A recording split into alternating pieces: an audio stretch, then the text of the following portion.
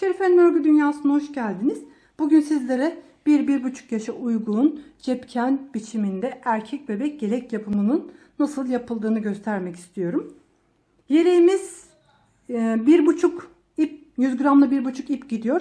En az 2 tane ip almanız gerekiyor aynı büyüklükte yapmak için. 9 adet düğme almanız gerekiyor. Bu şekilde yan kısımları dikişli değil, düğmeli bir görünüme sahip. 2 tane süs cebimiz var. Burası da yeleğimizin arka tarafı.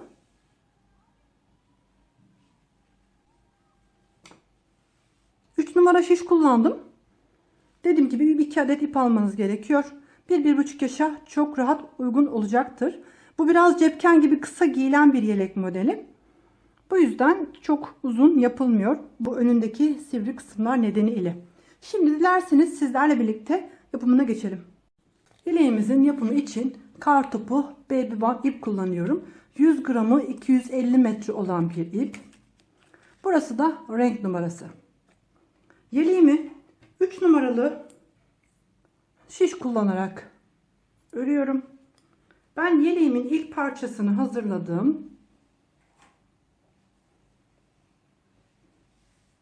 Bu şekilde ilk parçasını hazırladım. Her iki parçası da aynı olacağı için ben ilk parçamı hazırladım. İkinci parçada ilk evi açılacak parçayı da sizlerle birlikte yapacağız. Başlangıç kısmından başlıyoruz. İlmek artırarak devam ediyoruz.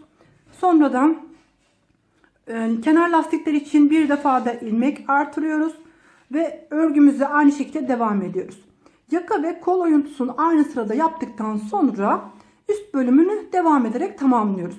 Her iki parçayı da aynı konuma getirdikten sonra araya ilmek takıyoruz ve arka bedeni dikiş kullanmadan bütün olarak devam ediyoruz. Şimdi diğer parçayı sizlerle birlikte yapacağız. Aynı bu parçada yaptığım gibi başlangıç kısmına hemen ilmek atarak örgüme başlıyorum. 2, 3 ve 4. 4 ilmek atarak örgüme başladım. Hemen örgümü çeviriyorum. Kenar ilmeğini örmeden aldım. İlmeklerimi önce bir sıra ters olarak örüyorum. Tekrar örgümün ön yüzüne çevirdiğim zaman kenar ilmeğini örmeden alıyorum. Burada kenar ilmeğini aldıktan sonra bir tane ilmek ilave ediyorum.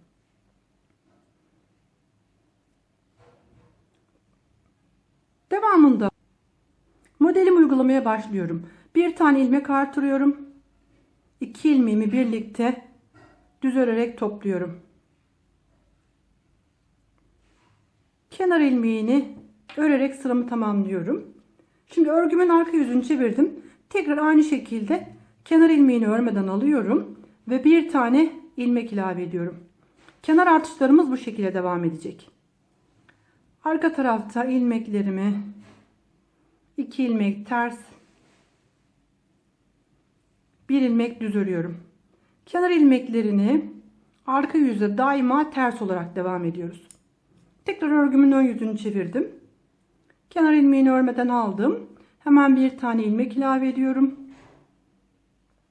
Burada ilk ilmeğimi ters örüyorum. Burada bir ilmek artırıp 2 ilmek kesmiştik. Bu defa 2 ilmeği tersten girerek birlikte kesiyoruz. Kesme işleminden sonra ilmek artırıyoruz. Devamındaki ilmeğimi ters örüyorum. Modelim 2 ilmekten oluşuyor. Aralarda birer tane ters ilmeklerim var. Burada başlangıçta bir ters ördükten sonra 2 ilmeği tersten girerek kesiyoruz. Sağ tarafa yatırıyoruz. Sonrasında bir ilmek artırıp bir ilmek ters örüyoruz. Ön yüzde kenar ilmekleri daima düz örülürken arka yüzde ters devam edilecek. Tekrar arka yüzdeyim. Kenar ilmeğini tekrar örmeden aldım. Hemen bir tane ilmek artırıyorum. Bunu her örgüye başlangıçta yapmamız gerekiyor. Bir ilmek düz, 2 ilmek ters, bir ilmek düz, 2 ilmek ters şeklinde sıramı tamamladım. Yeleğin başlangıç kısmını bu üçgen kısmı tamamlanana kadar benimle birlikte örmenizi tavsiye ederim. Karıştırmamak için. Kenar ilmeğini tekrar örmeden aldım. Hemen bir tane ilmeğimi ilave ediyorum. Burada ilmeğim bir tane tek olduğu için düz örüyorum. Model uygulamıyorum. Ters ilmeğimi ördüm. Tekrar modelime geldiğim zaman bu defa önce ilmek artırıyorum. Sonra kesme işlemi yapıyorum. Devamındaki ilmeğimin ters örülmesi lazım. Ters ilmekten sonra 2 ilmek düz gelecek. Hemen örgümü çeviriyorum. Kenar ilmeğini örmeden alıyorum. Ve hemen bir tane ilmek ilave ediyorum. Arka yüzde herhangi bir işlem yapmıyoruz. İlmeklerimizi, terslerimizi ters, düzlerimizi düz şeklinde örüyoruz.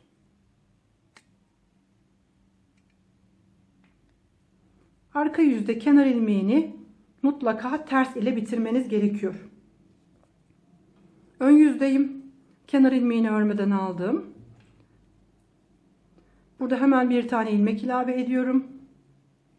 Şimdi burada 2 tane düz ilmeğim oluşmuş. Bir sonraki modelimle bir gitmesi için bakıyorum.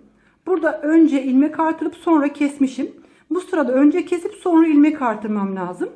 Bu yüzden bu modeli önce tersten girerek birlikte kesiyorum.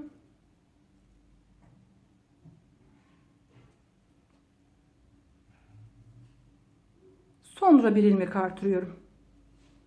Aradaki ilmeğimi ters örüyorum. Diğer modelime geçtiğim zaman da aynı şekilde tersten girerek 2 ilmeğimi kesiyorum. Sonrasında bir ilmek artırıyorum. Arada ters ilmeğimi ördüm. Tekrar burada 2 ilmek oluştuğu için tersten girerek 2 ilmeğimi birlikte kesiyorum. Sonrasında bir ilmek artırıyorum. Kenar ilmeği ile sıramı tamamladım. Örgümün arka yüzündeyim. Kenar ilmeğini örmeden aldım. Bir tane daha ilmek ilave ediyorum.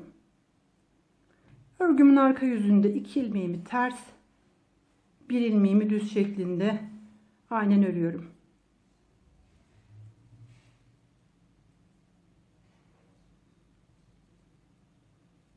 Yeniden ilave edilen ilmekleri yeniden ilk defa model kurarken zorlanabilirsiniz. Bu yüzden bu kısmı benimle birlikte örerseniz kolayca yaparsınız. Tekrar ön yüzdeyim.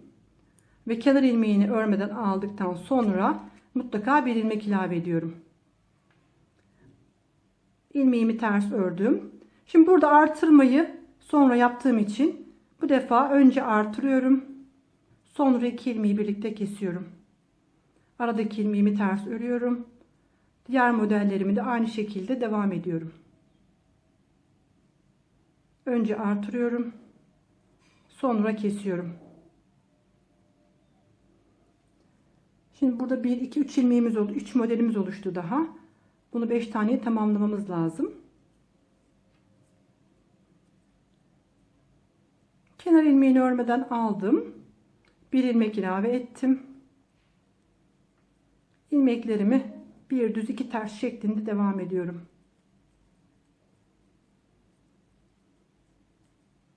Modelimiz sadece ön yüzde kurulduğu için arka yüzde sadece ilmekleri aynen örüyoruz.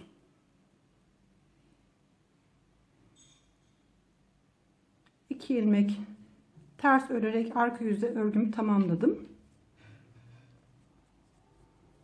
Tekrar kenar ilmeğini örmeden aldım. Bir ilmek ilave ediyorum. Şimdi burada ters ilmekten önce bir ilmek oluşmuş. Bunu model uygulayamayacağım için düz örüyorum. Sonraki ilmeğimi ters örüyorum. Burada modeli önce artırıp sonra kesmişim bir önceki sırada. Bu defa önce tersten girerek 2 ilmeğimi kesiyorum. Sonra artırıyorum. Tersten girerek 2 ilmeğimi birlikte kesiyorum. Sonra artırıyorum. Arada bir tane ilmeğim ters olarak devam edecek.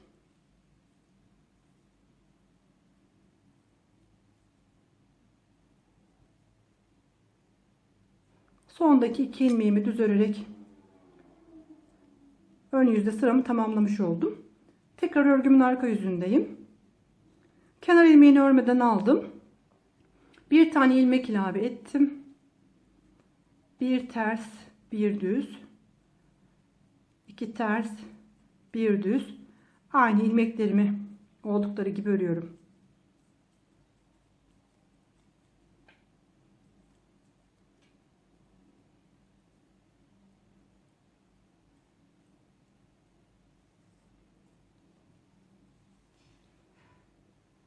Tekrar örgümün ön yüzündeyim. Kenar ilmeğini örmeden aldım. Bir tane ilmek ilave ettim. Burada 2 tane ilmeğim oluştuğu için burada model uyguluyorum. Bir önceki sırada önce kesip sonra artırmışız. Bu defa önce artırıyorum. Sonra kesme işlemi yapıyorum.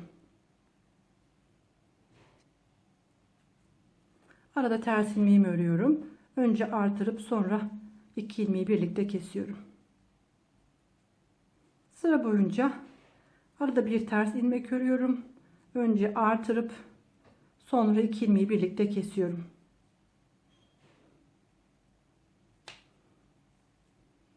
Kenar ilmeğini ön yüzde düz olarak örüyoruz. Şimdi başlangıçtan itibaren bakınca 1, 2, 3, 4, 5 tane modelimiz oluştu. Artırmaya devam ediyoruz fakat 5 modeli tamamladıktan sonra arttırdığımız ilmekleri haroşa olarak devam etmemiz lazım. Kenar ilmeğini örmeden aldım. Bir ilmek ilave ediyorum. Devamındaki ilmeklerimi aynen örüyorum.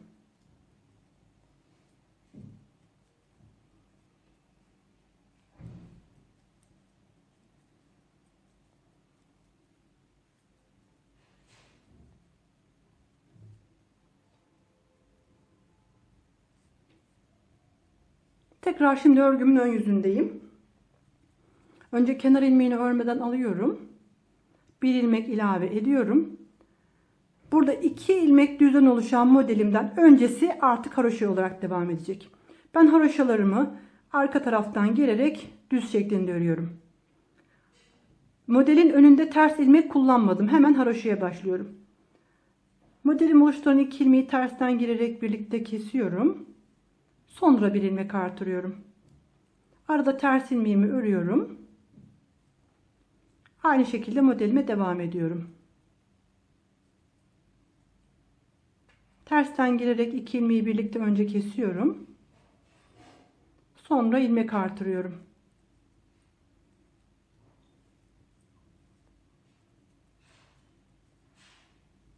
Son modelimi de aynı şekilde önce birlikte kesip bir ilmek artırıyorum. Devamındaki ilmekleri düz örerek sıramı tamamladım. Tekrar örgümün arka yüzündeyim. Kenar ilmeğini örmeden aldım. Bir ilmek ilave ediyorum. Burada 2 ilmek modelimden sonrası haroşa olacak. Bu yüzden bu ilmeği düz olarak örüyorum. Devamındaki 2 ilmeği ters, bir ilmeği düz şeklinde modelimi uygulayarak sıra boyunca devam ediyorum.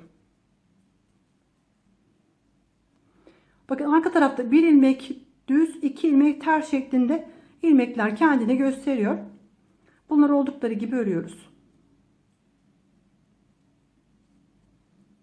Devamındaki 2 ilmeğimi düz örüyorum. Arka yüzde kenar ilmeğini daima ters örüyorum. Bu üçgen kısmı açılıp bitene kadar. Tekrar örgümün ön yüzündeyim. Kenar ilmeğini örmeden aldım. Bir ilmek artırdım. Devamındaki 2 ilmeğimi düz ördüm. Modelime gelince bir ilmek artırıyorum. 2 ilmeğimi kesiyorum. Arada ters ilmeğimi örüyorum. Tekrar bir ilmek artırıp 2 ilmeğimi kesiyorum.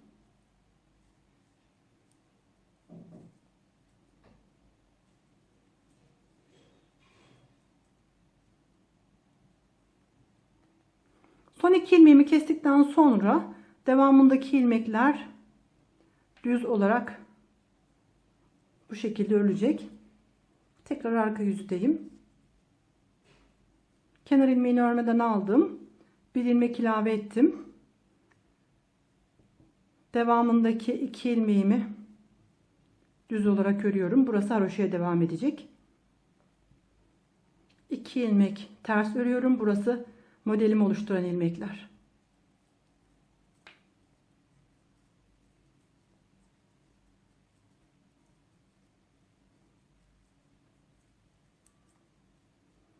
Burada 2 ilmek ters ördüm. Modelimi oluşturan ilmekleri bitirdikten sonra ilmeklerimi düz örerek devam ediyorum.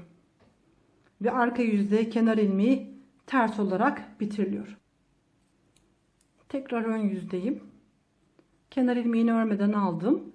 Bir tane ilmek ilave ettim. Devamındaki oluşan 3 ilmeğimi düz ördüm. Modele geldiğim zaman önce ilmeklerimi birlikte kesiyorum. Sonra artırıyorum. Ters ilmeğimi örüyorum. 2 ilmeğimi önce tersten girerek kesiyorum. Sonra bir ilmek artırıyorum.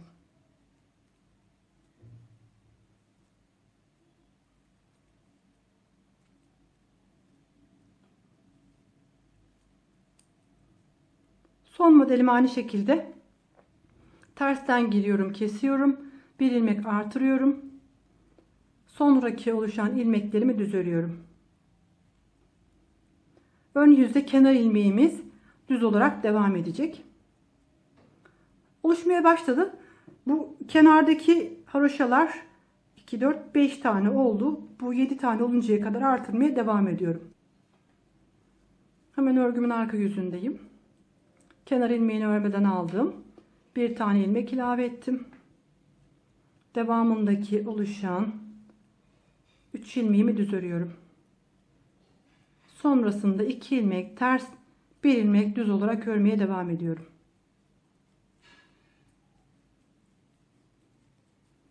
Artırma bölümü bitene kadar videoyu kapatmayı düşünmüyorum.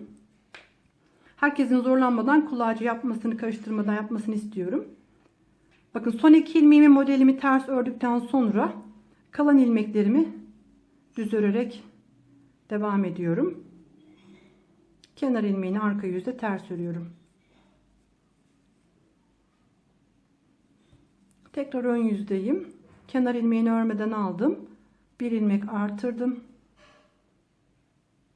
1, 2, 3, 4 ilmeği düz ördüm. Modelime gelince önce artırdım. Sonra 2 ilmeği birlikte düz ördüm. Arada bir ters ilmek örüyorum. Önce artırıyorum. Sonra kesiyorum.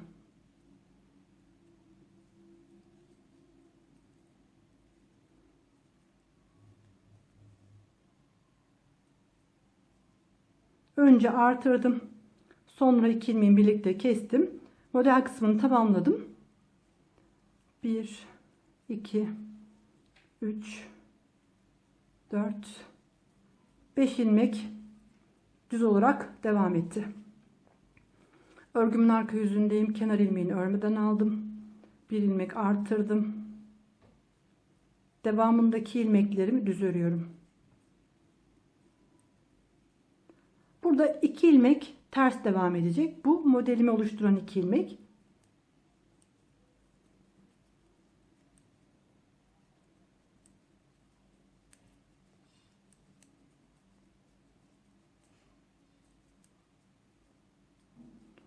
Modelimi oluşturan son 2 ilmeği ters ördükten sonra kalan ilmekleri bitene kadar bu şekilde düz örmeye devam ediyorum. Kenar ilmeğini arka yüzde ters bitiriyoruz. Şimdi tekrar örgümün ön yüzündeyim. Kenar ilmeğini örmeden aldım. Bir tane ilmek artırdım.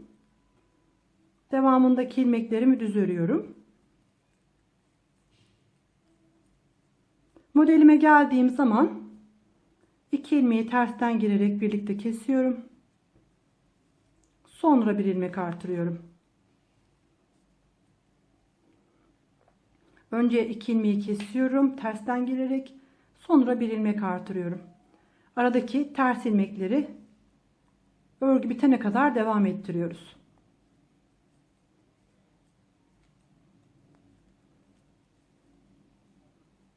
Bir ilmek artırdım. Bir ilmek ters. 2 ilmeği tersten girerek önce kesiyorum, sonra artırıyorum. Kalan ilmeklerimi düz örerek ön yüzde sıramı tamamlıyorum.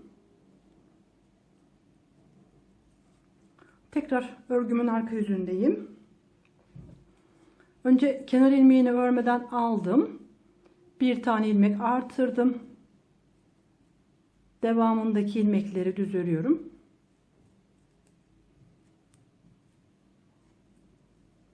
Bu iki ilmek ters devam edecek. Modelimi oluşturan bu iki ilmek ters devam ederken devamında bir düz, iki ters şeklinde örmeye devam ediyorum.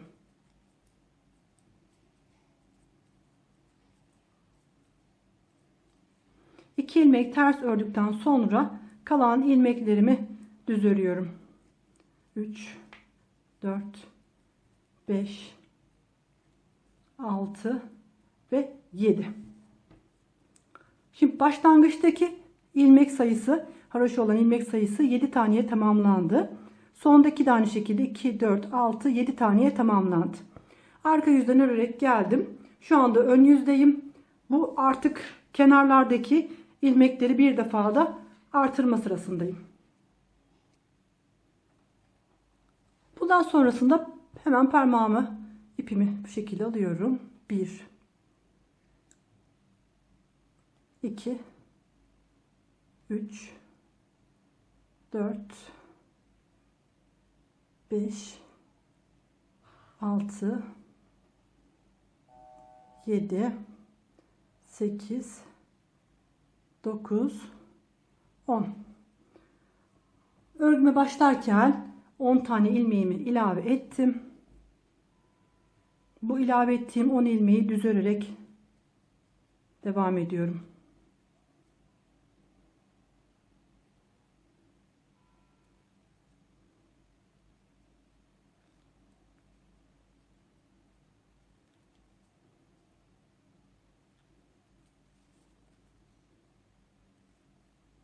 Aklınızda soru işareti bırakacak bölümleri hiç kesmeden anlatmayı düşündüm. Biraz uzun sürebilir. Bu şekilde kalan ilmeklerimi de örgüme düz örerek devam ettiriyorum. Başlangıçtaki haroşa ilmek sayısı 17 taneye çıkmış oldu. Devamında modelimi uygulayarak örgüme devam ediyorum.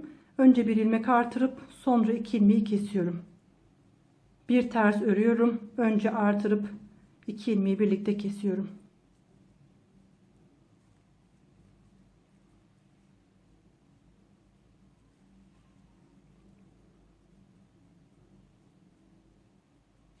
Son modelimi de uyguladım. Şişimdeki 7 ilmeğimi düz örüyorum.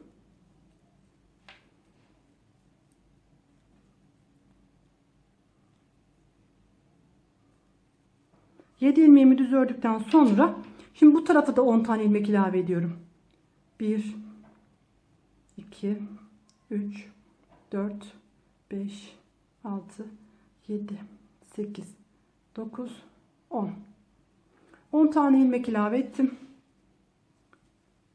Örgümü çeviriyorum. Kenar ilmeğini örmeden aldım. Devamındaki ilmeklerimi düz örüyorum. Bu sıradan sonra sadece ilk evlerin açıldığı bölümler var. Örgü artık bundan sonra aynı şekilde devam edecek. Sizi sadece sıfırdan model uygularken bu üçgen başlangıç kısmı zorlayabilir. Onu da hiç kesmeden anlattım. Benimle birlikte örerek o kısmı oluşturabilirsiniz.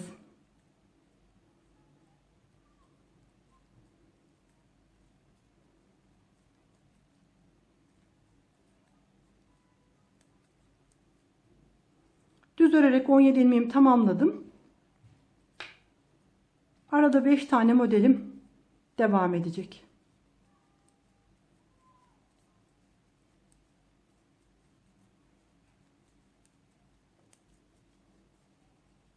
Tekrar haroşa bölüme geçtim.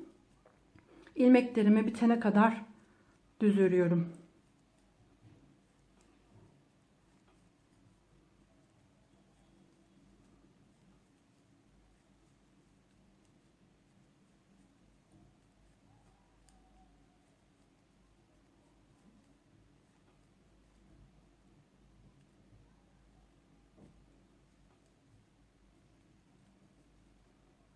Hepsini düz ördüm.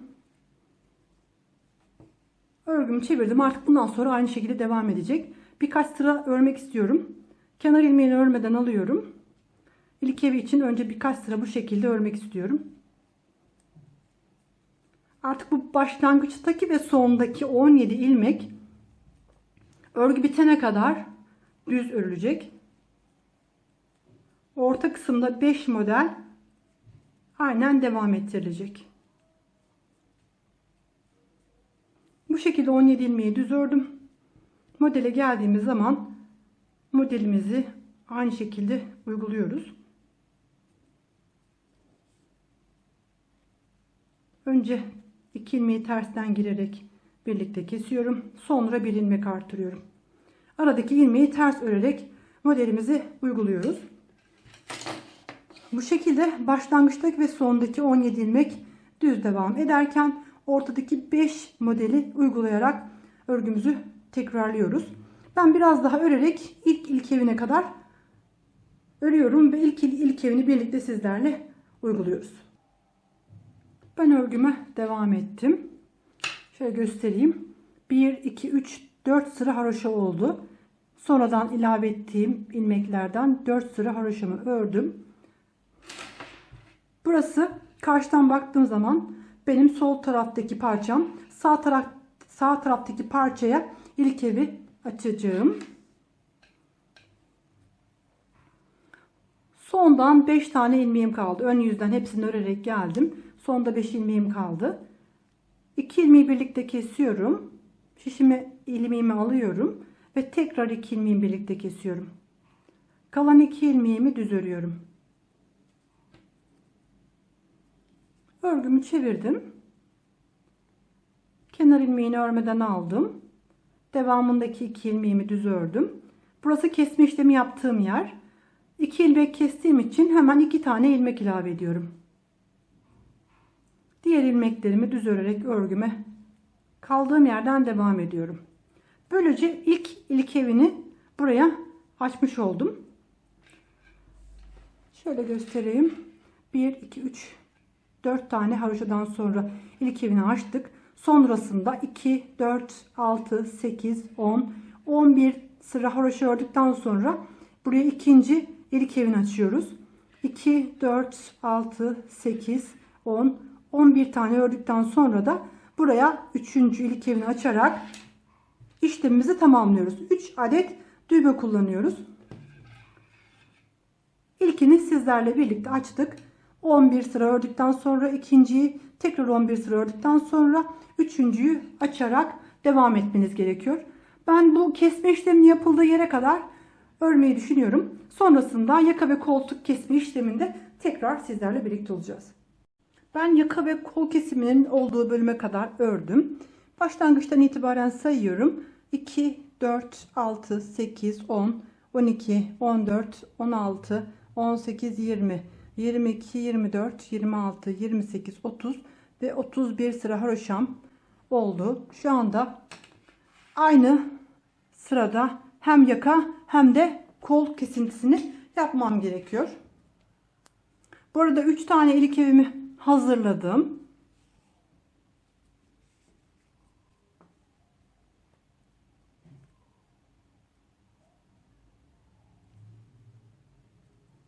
Bir, iki, üç, dört, beş, altı, 7, 8, 9, 10. Şu anda 1, 2, 3, 4, 5, 6 ve 7 tane şöyle takayım. 7 tane ilmeğim. Burası kenar lastikleri olarak devam edecek. 10 tane ilmeğimi kestim. Sıra boyunca örüyorum.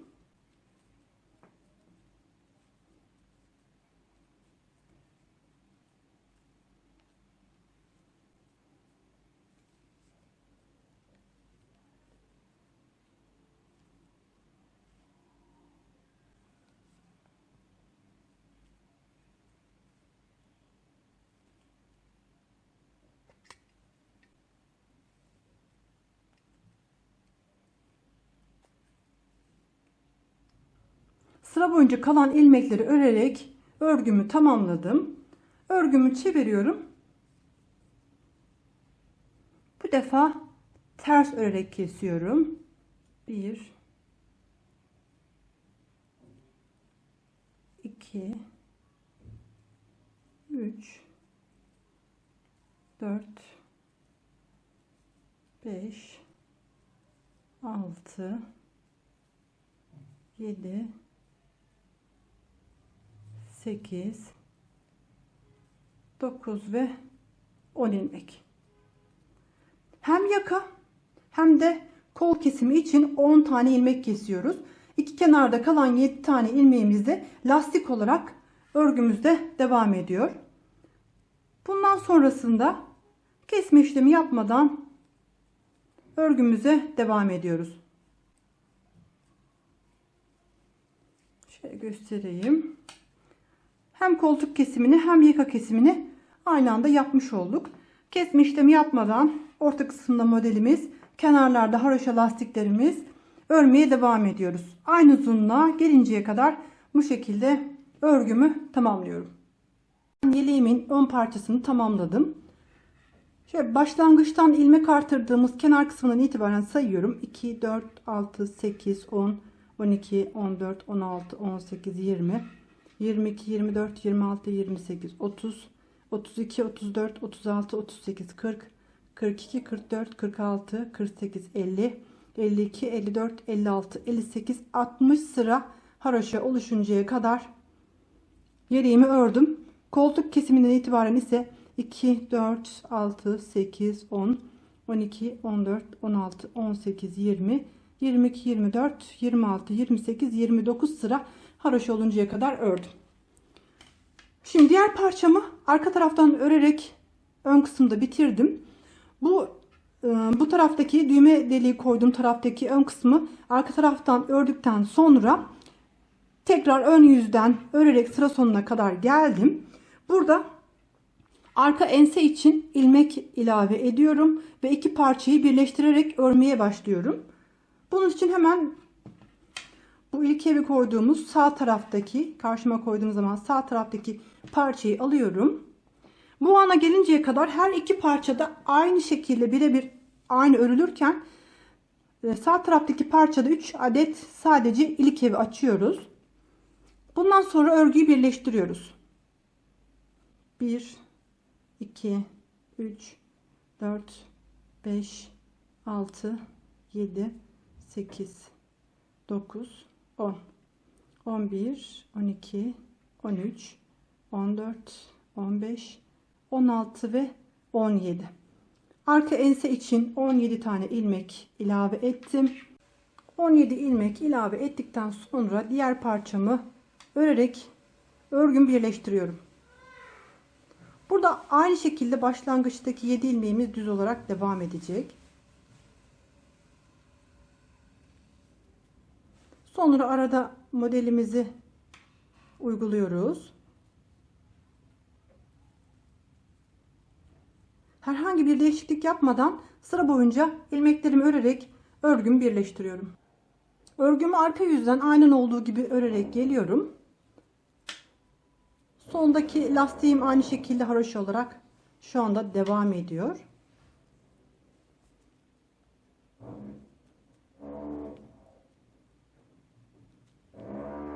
Sonradan ense için ilave etmiş olduğum 17 ilmeğimi de düz olarak örüyorum.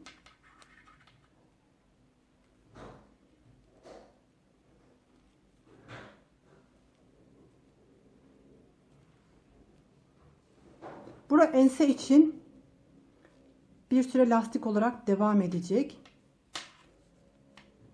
Burayı düz olarak örüyorum.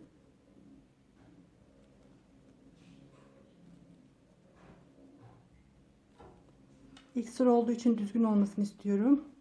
Biraz dikkatli örüyorum.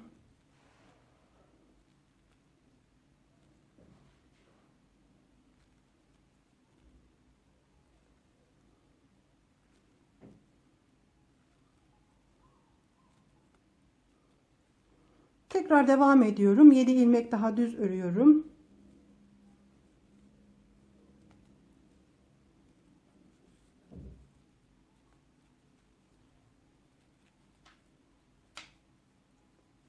Model kısmını aynen örerek ilerliyorum. Burada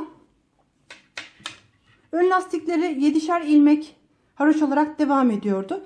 Arada 17 tane ilmek ilave ettik. Bu 17 ilmek ile birlikte kenarlardaki 7'şer tane ilmeğimiz haroş olarak bir süre daha bu şekilde devam edecek. Ben örgüme devam ettim. Ense kısmını tamamlamış oldum. Sonradan ilave ettiğim ilmekleri haroş olarak ördüm. 1, 2, 3, 4, 5 diş haroşu oluşturdum. Ön lastikler ile ense kısmı birlikte haroş olarak devam etti. 5 sırayı tamamladım. Örgümü ön yüzde tamamlayarak geldim. Arka yüzdeyim. Model kısmını aynen uyguladım. Artık bu haroşu olan ense kısmını da modele çeviriyorum. Bu yüzden aynı modeli uygulayarak devam ediyorum. 2 ilmek ters ile bitirmiştim. 1 ilmek düz, 2 ilmek ters, 1 ilmek düz, 2 ilmek ters şeklinde modelim için alt zemin hazırlıyorum. Bundan sonrasında model olarak devam edecek. Kol kısımlarımız iki kenarlarda 7'şer tane haroşa ilmeğimiz devam ediyor.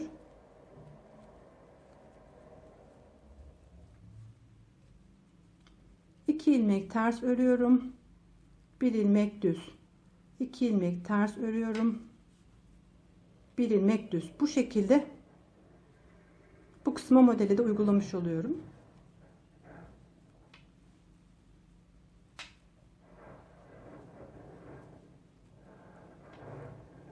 Arka sıradan böylece modelimi uygulayarak sıramı tamamlıyorum. Örgümü çevirdim. Ön yüzdeyim. Kol kenarındaki haroşamız 7 ilmek devam edecek aynen.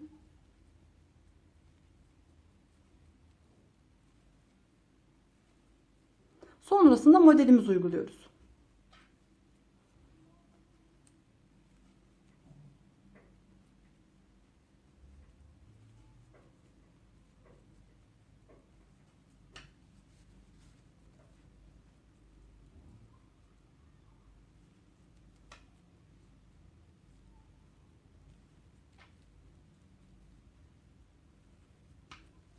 Artık bundan sonra bu lastik olan kısmımız model olarak devam edecek.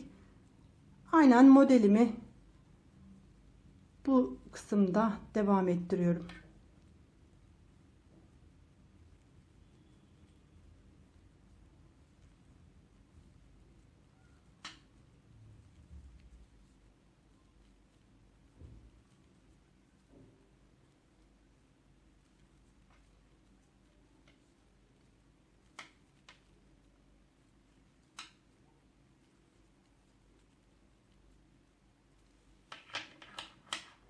İki kenarda haroşamızı devam ettirirken arada kalan ilmeklerin tamamını model olarak uygulamaya devam ediyoruz. Ön parçadaki kol uzunluğundan daha kısa bir şekilde arka parçayı öreceğim. Biraz daha ilerlediği zaman sizlerle birlikte uzunluğunu göstererek bu kenar artırmaları ile devam edeceğiz. Ben örgüme devam ettim. Şimdi burada iki kenardan ilmek artışı yapmam gerekiyor. Hemen şuradan başlangıçtan koltuk kesimi yaptıktan sonraki bölümü sayıyorum. 2, 4, 6, 8, 10, 12, 14, 16, 18, 20, 22, 24, 26, 28, 30, 32, 34, 36, 38, 40, 42, 44, 46, 47 sıra haroşa olmuş. Arka yüzden ilmeklerimi örerek geldim. Şimdi aynı ön yüzde olduğu gibi burada ilmek artışı yapmam lazım. Burada 10 ilmek kenarda ilmeğimiz vardı. Bunu arka tarafta da yapmamız lazım. 1, 2, 3, 4, 5, 6, 7, 8, 9, 10 tane ilmek artırdım. Hemen örgümü çeviriyorum. Bu kısmı haroşa olarak devam ettiriyorum.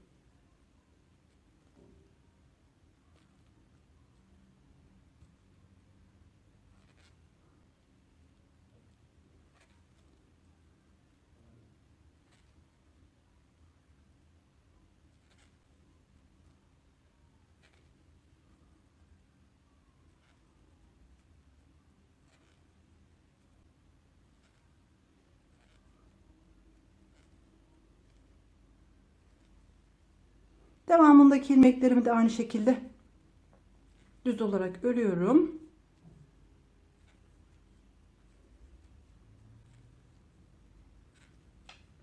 Bu başlangıçtaki 17 ilmek örgü bitene kadar haroşa olarak devam edecek. Ortadaki bölümde ise modelimizi uygulayarak sıra boyunca devam ediyoruz.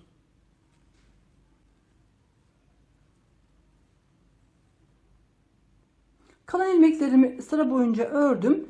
Diğer kenara geldiğim zaman aynı şekilde 10 tane ilmek artırıyorum. 2, 3, 4, 5, 6, 7, 8, 9, 10 tane. Buradaki 17 ilmekte örgü bitene kadar aynı buradaki gibi haroşa olarak devam edecek. Örgümü çevirdim.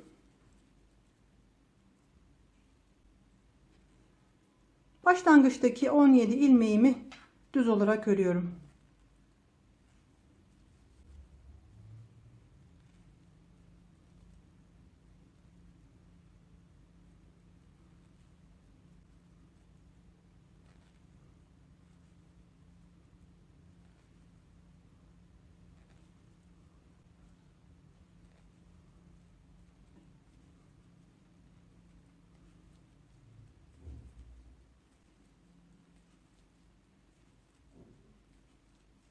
Diğer bölüm modelli olarak bu şekilde devam edecek. Bundan sonra aynı ön kısımda olduğu gibi koltuk kesimine olan kadar bu bölümün uzunluğuna gelinceye kadar arka bölümü de örerek yeleğimizi bu şekilde bitiriyoruz. Yeleğimin arka parçasını örerek devam ettim. Ön parça bu kenar kısmını saydığımız zaman 31 haroşa sırası tamamı. Ben 2, 4, 6, 8, 10, 12, 14, 16, 18, 20, 22, 24, 26 sıra haroşa hazırladım. Bundan sonra etek kısmı için 5 sıra ilmeklerimin tamamını haroşa örerek yeleğimi bitirmeyi planlıyorum. Burada ön yüzde biraz ilmek eksiltmek istiyorum.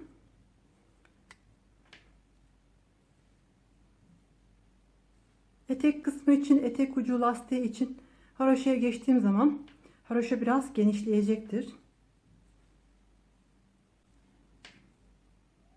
Normal bir şekilde durmasını istiyorum. Alt lastiğinin geniş durmasını istemiyorum. Bu yüzden aralarda birkaç tane ilmek eksiltmeyi düşünüyorum.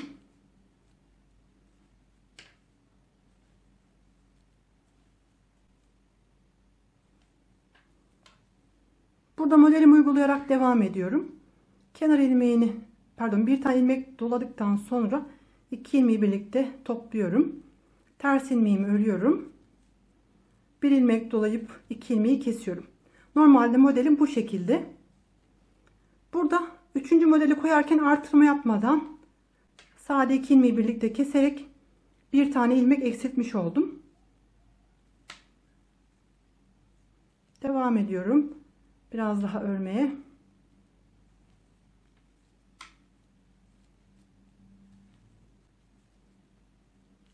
Burada tekrar artırma yapmıyorum.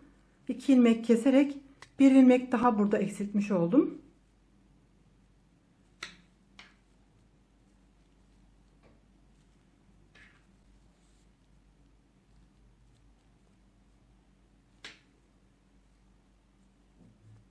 Burada tekrar bir tane ilmek eksiltiyorum.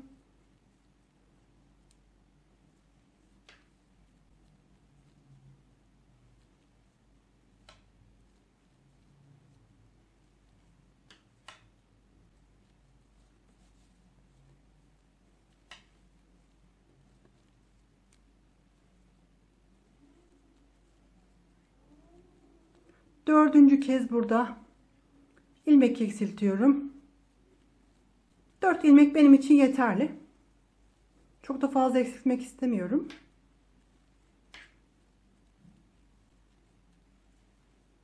Sıra boyunca örgümü tamamlıyorum. Şu anda örgümün arka yüzündeyim.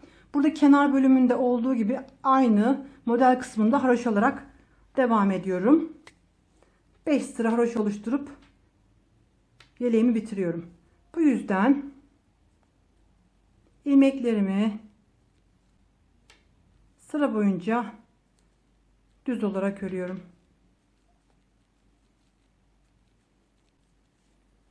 Böylece bir sıra haroşamızı oluşturmuş olduk. Bunu 5 sıraya tamamlayarak yeleğimizi tamamlıyoruz. Örgümün ön yüzündeyim. İlmeklerimi sıra boyunca tekrar düz olarak örüyorum. Ve böylece bir sıra haroşamı oluşturmuş oluyorum.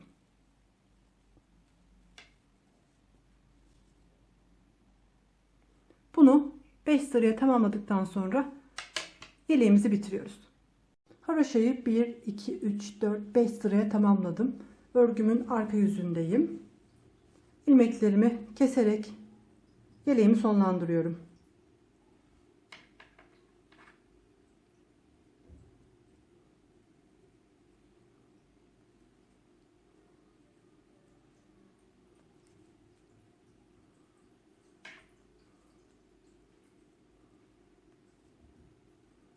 Bu şekilde ilmeklerimizi sıra boyunca kesiyoruz. Ben 5 diş haroşamı ördüm. Bütün ilmeklerimi keserek yeleğimi tamamladım.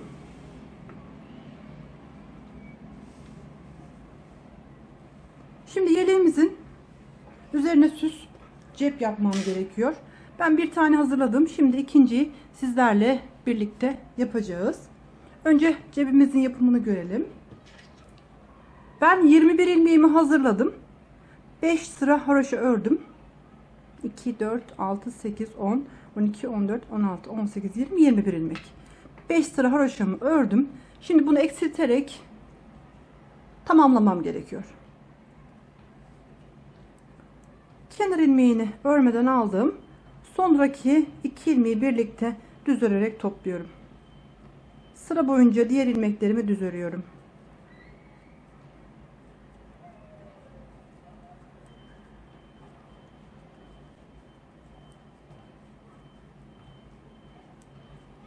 Örgünün başlangıcında eksiltme yaptım. Şu anda sonuna kadar ilmekleri aynen örüyorum. Şimdi tekrar örgümü çevirdiğim zaman aynı şekilde başlangıçta eksiltme yapıyorum. Kenar ilmeğini örmeden alıyorum. Sonraki 2 ilmeği birlikte düz örerek kesiyorum. Devamındaki ilmekleri sıra boyunca düz örüyorum. Burada sadece örgünün başlangıcında eksiltme yapıyorum. Böylece her iki kenardan her defasında bir tane ilmek kesmiş oluyoruz.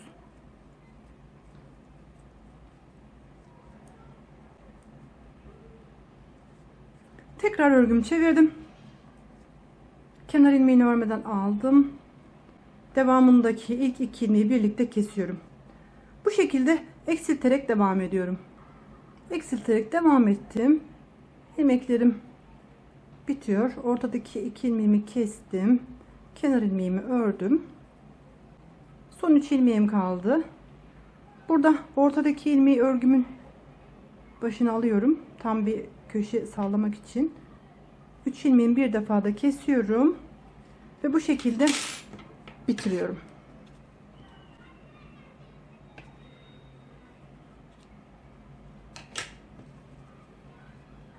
Bu şekilde cebimizi hazırlamış olduk. Süs cebimi şu şekilde ben ortaladım. Hemen dikerek birleştirmek istiyorum.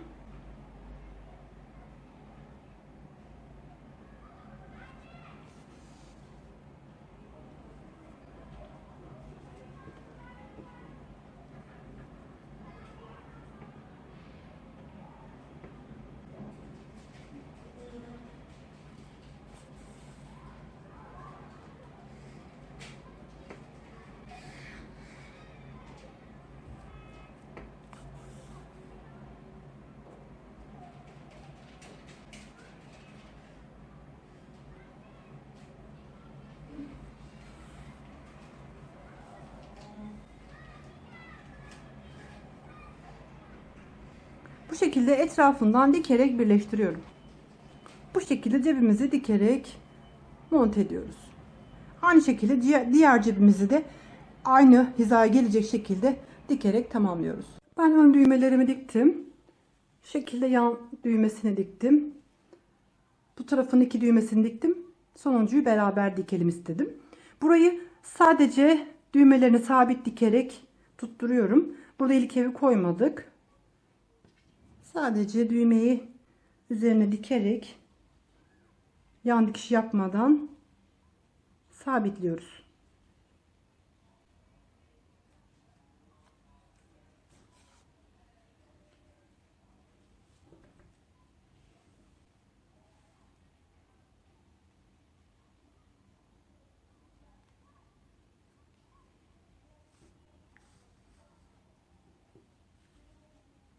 Üç adet düğmeyi üzerine dikerek yan bölümünü de birleştirmiş oldum. Yeleğimiz bu şekilde tamamlanmış oldu. Ben size hemen ölçülerini vermek istiyorum. Yeleğimizin genişliği 35 santimetre. En kısa bölümü 28 santimetre. En uzun bölümü ise 34 santimetre gelmektedir. Bir tane ip yetmiyor. 1,5'a yakın ip gidiyor. Ona göre alırken ipinizi ayarlayarak almalısınız. Burası yeleğimizin arka kısmı. Bu biraz cepken gibi biraz kısa giyilen bir yelek modeli. 1-1,5 yaşa çok rahatlıkla uygun olacaktır. Yapmayı düşünen herkese kolay gelsin. Şerife'nin örgü dünyasına hoş geldiniz. Bugün sizlere